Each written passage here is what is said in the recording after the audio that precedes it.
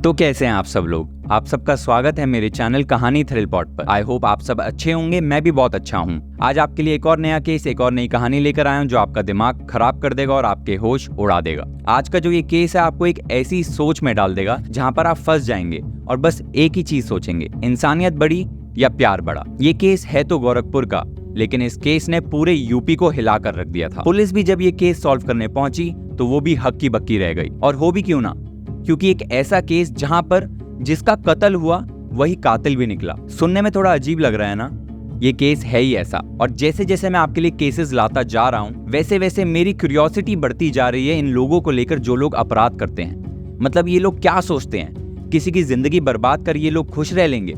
अगर आप इस हैवानियत भरे हत्याकांड की कहानी के बारे में जानना चाहते हैं तो कृपया इस वीडियो को आखिरी तक जरूर देखिएगा और साथ ही साथ मेरे चैनल को सब्सक्राइब करना ना भूलें, ताकि ये जो हमारी कहानी थ्रिल पॉट की जो टीम है वो और बड़ी हो सके और साथ ही साथ मैं आपके लिए जो कहानी सुनने का जो एक्सपीरियंस है उसको बेहतर कर सकूं। तो चलिए देरी ना करते हुए इस कहानी को चालू करते हैं। मेरा नाम है लोकेश मोंगिया और आप देख रहे हैं मेरे चैनल पर कुछ ऐसी कहानियों का एपिसोड नंबर 14, शिखा दुबे की कहानी।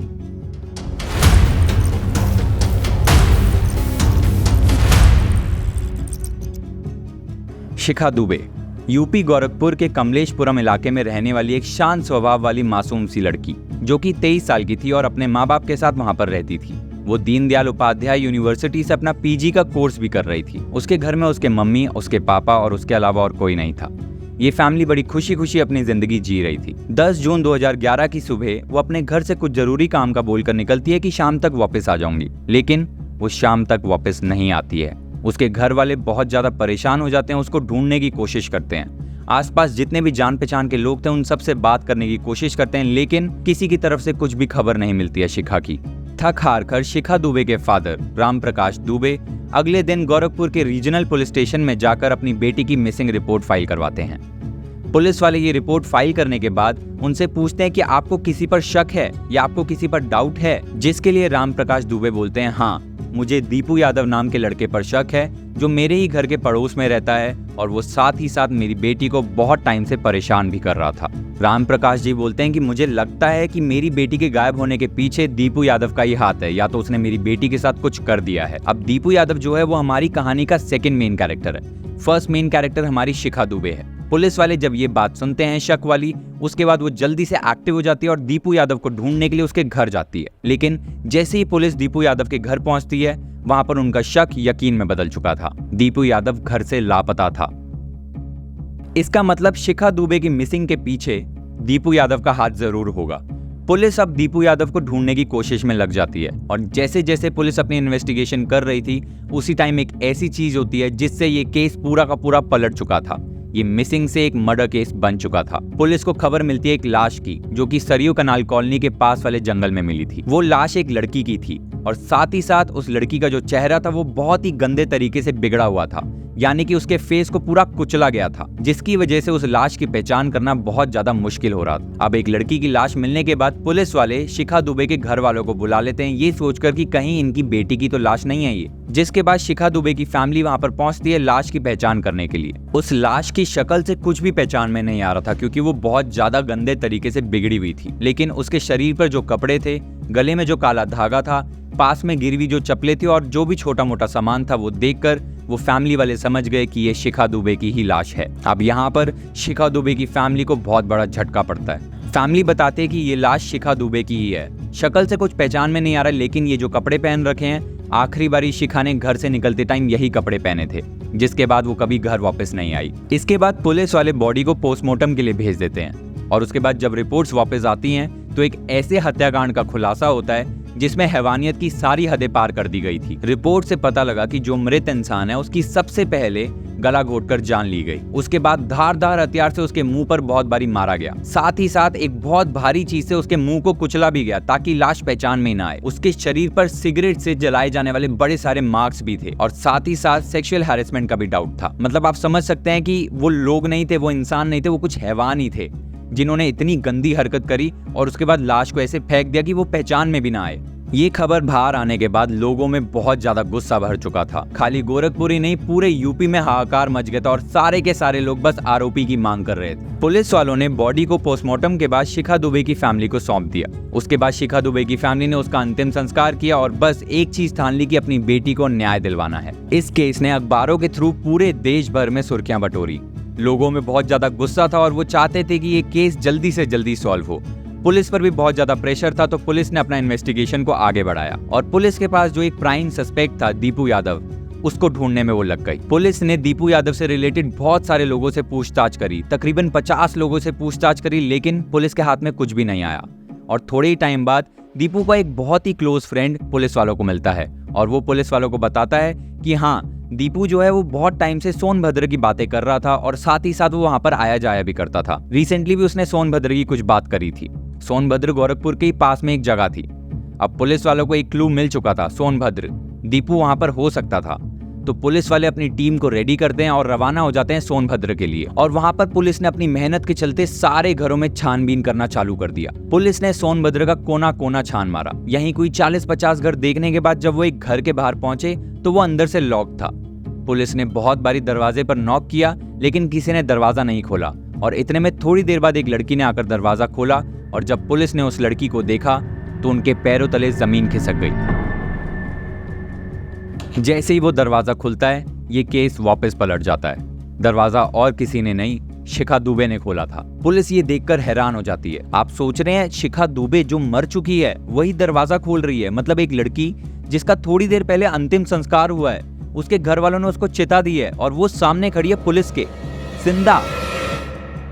मतलब पुलिस वाले जिसको मुर्दा समझकर आगे बढ़ रहे थे और उसके कातिल को ढूंढ रहे थे, वो लड़की सामने खड़ी थी। और पुलिस वालों ने शिखा दुबे को उसके फादर से मिली फोटोज जो उन्होंने मिसिंग रिपोर्ट के टाइम दी थी, उससे पहचान लिया। शिखा दुबे को जिंदा देखकर पुलिस को कुछ भी नहीं समझ में आ रहा था और वो बाकी की जांच पड़ताल करने के लिए घर के अंदर घुसते हैं तो देखते हैं इस केस का प्राइम सस्पेक्ट दीपू यादव वो घर में बैठा हुआ था। मतलब एक प्राइम सस्पेक्ट जिसको शिखा दुबे के मर्डर में ढूंढा जा रहा था और साथ ही साथ जिसके मर्डर के लिए ढूंढा जा रहा था वो लड़की भी वहीं पर ही है। ये दोनों एक साथ एक ही घर में रह रहे थे, वो भी सोनभद्र में। अब ये सारी बातें अलग हैं, लेकिन ये चीज देखकर दिमाग में बस एक ही चीज आती है कि अगर शिखा दुबे यहाँ पर है, दीपू यादव यहाँ पर है, तो वो लाश किसकी थी, किसका कत्ल हुआ और किसका अंतिम संस्कार किया शिखा दुबे के घर वालों ने अपनी बेटी समझकर। इन सारे सवालों का जवाब लेने के लिए पुलिस वाले शिखा दुबे और दीपू यादव को सोनभद्र से गोरखपुर लेकर आते हैं पूछताछ करने के लिए।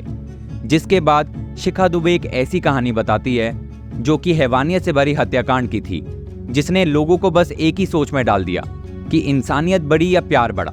शिखा दुबे बताती है पुलिस को कि वो और दीपू यादव एक ही कॉलेज में पढ़ते थे, दीनदयाल उपाध्याय यूनिवर्सिटी में, और साथ ही साथ दीपू यादव उसके ही घर के पड़ोस में रहता था और वो दोनों पहली बारी कॉलेज में मिले थे।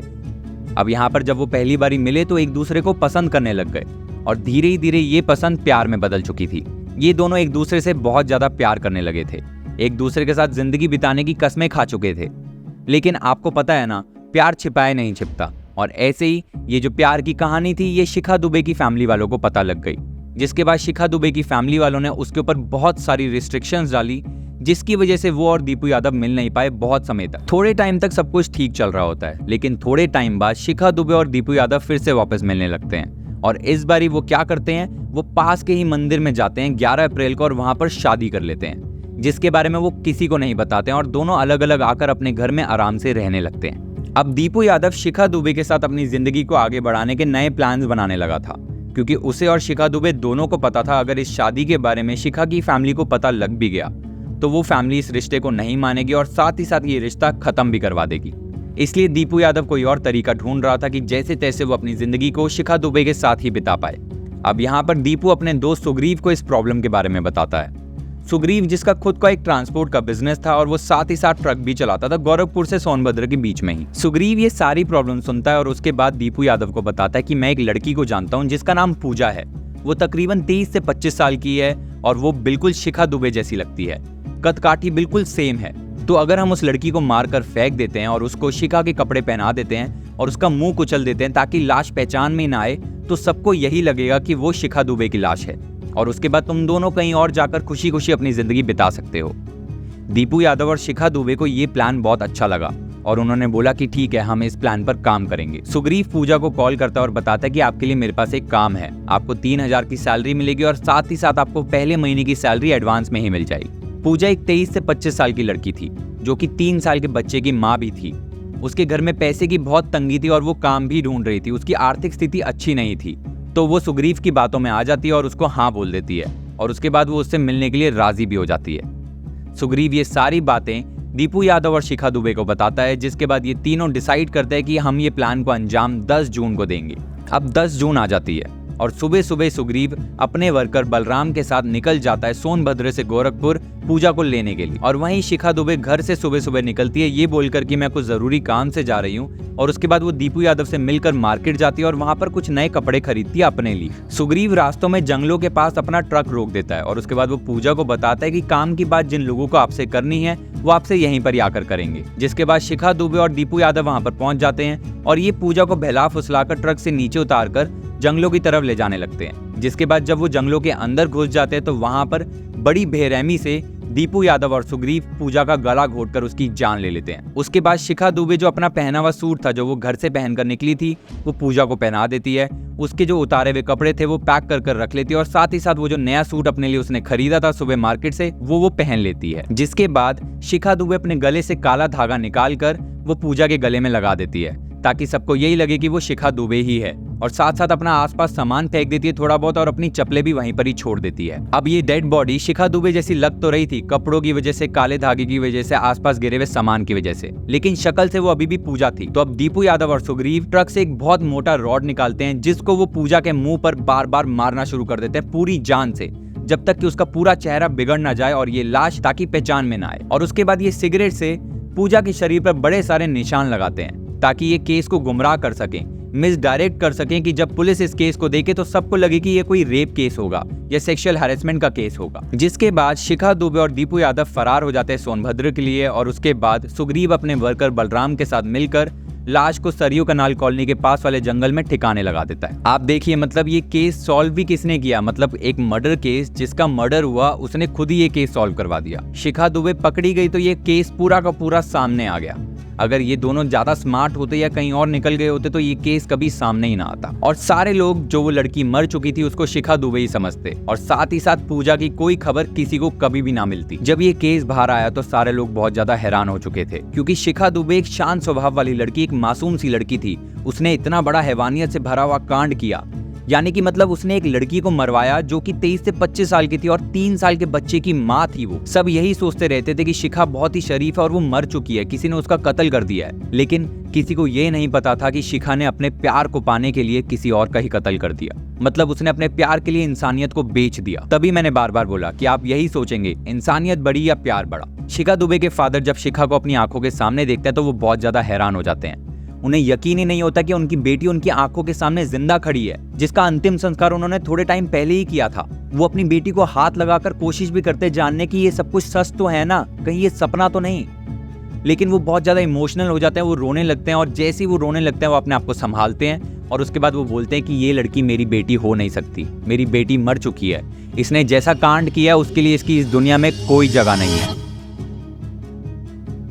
इसके बाद पुलिस वाले शिखा दुबे, दीपू यादव, सुग्रीव को और उसके वर्कर बलराम को जेल भेज देते हैं। रिपोर्ट्स में पूजा के साथ सेक्सुअल हैरेसमेंट का भी जिक्र था, लेकिन इनमें से किसी ने उस चीज के लिए अग्री नहीं किया और पुलिस भी ये सब कुछ प्रूव नहीं कर पाई। आप देख सकते हैं कैसा सा ये केस था, कैसी सी ये कहानी थी। मतलब जिसने कत्ल किया वही कातिल निकला। बहुत वियर्ड केस था ना, और लोग ऐसी अपनी मर्यादा भूल जाते हैं, अपनी इंसानियत छोड़ देते हैं अपने प्यार को पाने के लिए। बहुत सारे ऐसे केसेस हैं जहां पर लोग अपने प्यार को पाने के लिए हदें पार कर देते हैं, लेकिन यहाँ पर एक लड़की ने और 2 लड़कों ने मिलकर एक लड़की की जिंदगी बर्बाद कर दी, उसके 3 साल के बच्चे की जिंदगी बर्बाद कर दी। और अगर मैं आपको आज इस केस की अपडेट सुनाऊंगा ना तो आप लोग हैरान हो जाएंगे। ये केस 2011 में हुआ था, इन सबको 2011 में ही जेल में डाल दिया गया, लेकिन उसके ही थोड़े सालों बाद शिखा दुबे और दीपू यादव बेल लेकर बाहर आ चुके थे, और उसके बाद से ये दोनों अपनी जिंदगी अलग अलग बिता रहे हैं। और अमर उजाला की जो न्यूज आर्टिकल है उसके बिहाफ पर ये पता लगा है कि ये दोनों अलग अलग शादी कर सेटल डाउन हो चुके हैं, और इस केस पर अभी तक और कोई एक्टिविटी नहीं है और ये केस धूल खा रहा है।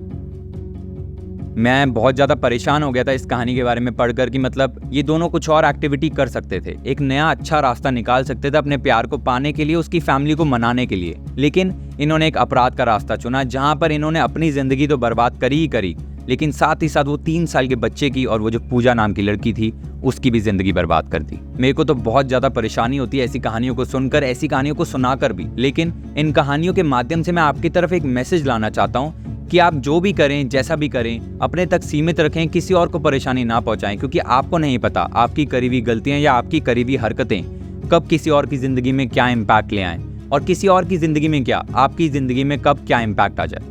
तो चलिए इसी के साथ इस कहानी को खत्म करते हैं। अगर आपको ये कहानी अच्छी लगी हो तो कृपया मेरी वीडियो को लाइक करिए, अपने दोस्तों के साथ शेयर करिए और साथ ही साथ मेरे चैनल को सब्सक्राइब जरूर करिए, ताकि मैं आपके लिए और ऐसी अच्छी अच्छी कहानियां लाता रहूं। और अगर आपके पास कोई एक ऐसा केस या ऐसी कहानी है जो आप चाहते हैं कि मैं आप सबके साथ शेयर करूं, तो नीचे दी गई मेल आईडी पर वो जरूर शेयर करें। तो चलिए इसी के साथ चलता हूं मैं। अगली बार आपसे फिर से मिलूंगा एक और नए केस के साथ, एक और नई कहानी के साथ जो आपका दिमाग खराब कर देगा और आपके होश उड़ा देगा।